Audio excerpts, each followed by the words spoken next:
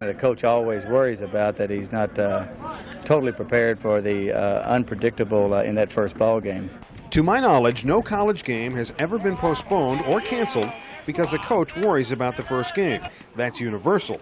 Despite Johnson's lament, preparation for UM's '86 season is a relative breeze. Injuries have been minimal, and only 5 players either graduated or chose not to return for a 5th year. So now is the time for all good players to come to the aid of their team.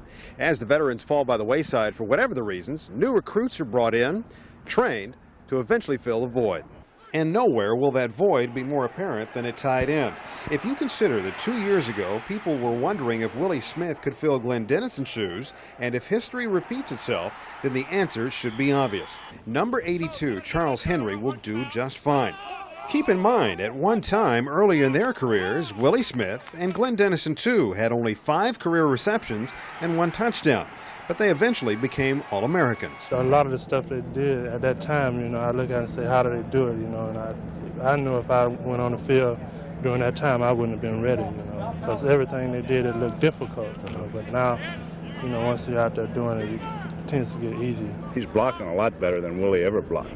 He's just got to become consistent catching the ball and just eliminate some of the mental mistakes. Very intense kid, really wants to do well, and I think he's going to surprise a lot of people. That comes with experience, I would imagine. I think the more he plays, the better he's going to get.